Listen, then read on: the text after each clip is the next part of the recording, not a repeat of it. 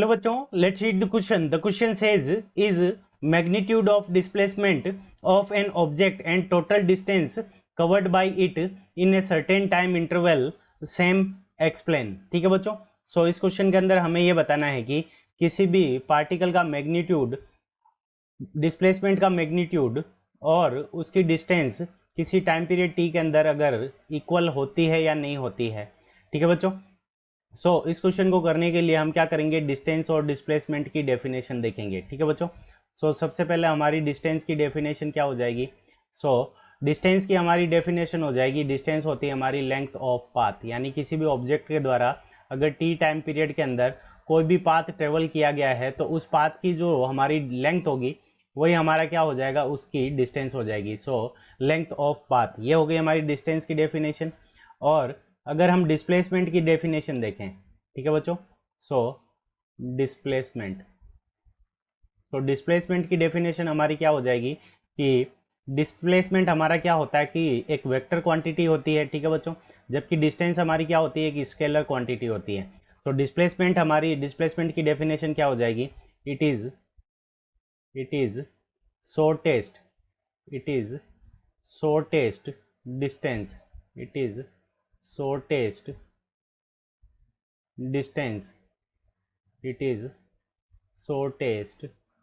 distance between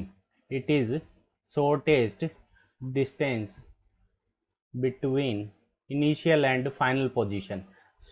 It is shortest distance between initial and final position, यानी initial और final position के बीच की जो हमारी शॉर्टेस्ट डिस्टेंस होगी वही हमारी क्या हो जाएगी, हमारा डिस्प्लेसमेंट हो जाएगा. It is shortest distance between initial and final position. यानी कोई भी पार्टिकल है अगर उसने कुछ डिस्टेंस ट्रेवल की है किसी टाइम पीरियड टी के अंदर, तो उस डिस्टेंस के अंदर उसकी इनिशियल और फाइनल पोजीशन के बीच की जो शॉर्टेस्ट डिस्टेंस हो जाएगी वो हमारा क्या हो जाएगा, डिस्प्लेसमेंट हो जाएगा. अब इसको हम एग्जाम्पल के थ्रू समझते हैं. तो जैसे मान लो कोई पार्टिकल ए और बी है. ठीक है बच्चों. ए बी एक डिस्टेंस है, इसके अंदर किसी पार्टिकल ने टी टाइम के अंदर ये डिस्टेंस ट्रेवल की है और इसकी लेंथ हम क्या मान लेते हैं, एल मान लेते हैं. ठीक है बच्चों. यहाँ पे जो हमारी डिस्टेंस हो जाएगी इस केस के अंदर distance, distance is equals to, तो डिस्टेंस हमारी क्या हो गई, एल हो गई. अगर पार्टिकल कांस्टेंट स्पीड से इस डायरेक्शन के अंदर मूव कर रहा है, ठीक है बच्चों, कांस्टेंट स्पीड से इन डायरेक्शन ऑफ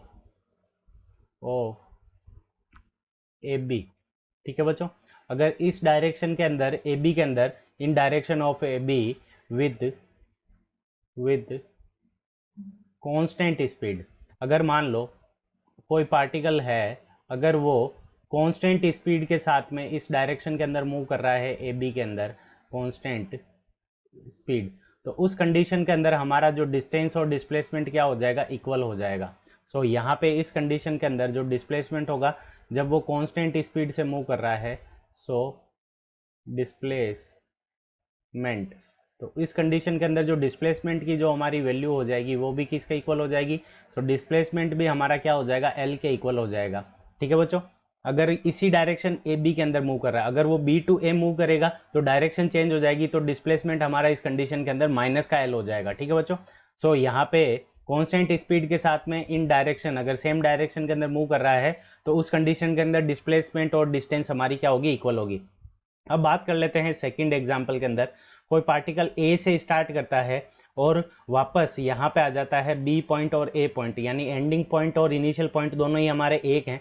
तो उस कंडीशन के अंदर अगर हमारी डिस्टेंस की बात करें तो डिस्टेंस को अगर हम डी से लिखें तो डिस्टेंस इज इक्वल्स टू, तो ये हमारे पास में इसकी सर्कल की सरकमफेरेंस के इक्वल हो जाएगी, आर सर्कल की रेडियस हो गई, तो डिस्टेंस हमारी क्या हो जाएगी, 2 पाई आर के इक्वल हो जाएगी. और डिस्प्लेसमेंट को अगर हम एक्स से रिप्रेजेंट करें तो डिस्प्लेसमेंट हमारा क्या हो जाएगा कि इनिशियल पोजीशन भी ए है और फाइनल पोजीशन भी ए के ऊपर ही है, बी जो पोजीशन है वो ए और बी दोनों एक ही है.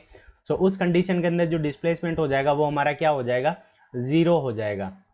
डिस्टेंस और डिस्प्लेसमेंट इक्वल नहीं होती. कब इक्वल होती है, जब कोई पार्टिकल किसी डायरेक्शन के अंदर, सेम डायरेक्शन के अंदर मूव करता है और कांस्टेंट स्पीड से मूव करता है, तो उस कंडीशन के अंदर हमारी डिस्टेंस और डिस्प्लेसमेंट इक्वल होती है। बाकी सारे केसेस के अंदर ये दोनों डिफरेंट होती है। So this is our correct answer. I hope you understood it well. Best of luck. Thank you.